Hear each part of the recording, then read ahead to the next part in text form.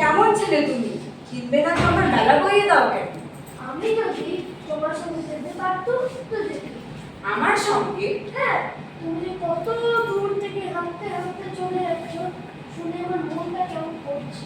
বাবা, তুমি এখানে বসে কি করছো? কবিরাজ আমাকে বেরোতে বারণ করছে, তাই আমি সারাদিন এখানেই বসে থাকি। আহা বাছা, তোমার কি হয়েছে?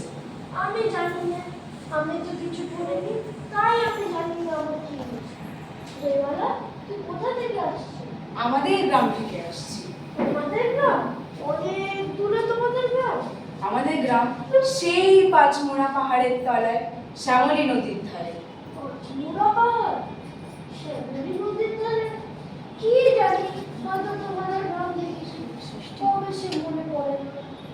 তুমি দেখেছো পাহাড়ের তলায়? কোনোদিন গেছিলে নাকি? না না, কোনোদিনও যাইনি, কিন্তু মনে হয় যেন আমি দেখেছি অনেক পুরোনো কালে বড় বড় গাছের তলায় তোমাদের গ্রাম একটা লাল রঙের হাড়ের ধারে না? ঠিক বলেছো। সেখানে পাহাড়ের গায়ে সব গরু চড়ে বেড়াচ্ছে। কি আশ্চর্য! ঠিক বলেছো, আমাদের গ্রামে গরু চড়ে বই কি, খুব চড়ে। এরা সব নদী থেকে জল তুলে মাথায় কলসি দিয়ে দেয়, তাদের লাল শাড়ি পরা। বাবা, ঠিক কথা। আমাদের সব গয়লা পাড়ের মেয়েরা নদী থেকে জল তুলে নিয়ে যায়, তবে কি না তারা সবাই যে লাল শাড়ি পরে তা না। কিন্তু বাবা, সত্যি বলতে তো এবার আমি একদিনও যাইনি। তুই গরুরার ছেলে। এত পুঁথি পড়ে তুমি পণ্ডিত হয়ে উঠবে। না না, আমি কখনো পণ্ডিত হব না। আমি তোমাদের রাখা রাস্তার ধারে পুরো বাসের তলায় গয়লা পাড়ার থেকে দই নিয়ে এসে দূর দূর গ্রামে গ্রামে বেচে বেড়াবো। কিরকম করে তুই বলো?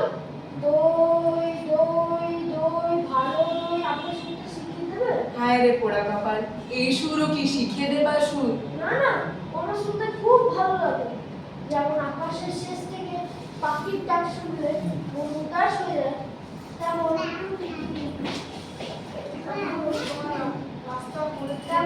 ওই রাস্তার মোড় থেকে গাছের সারের মধ্যে দিয়ে যখন তোমার ডাক আসছিল, আমার মনে হচ্ছিল, কি জানি কি মনে হচ্ছিল।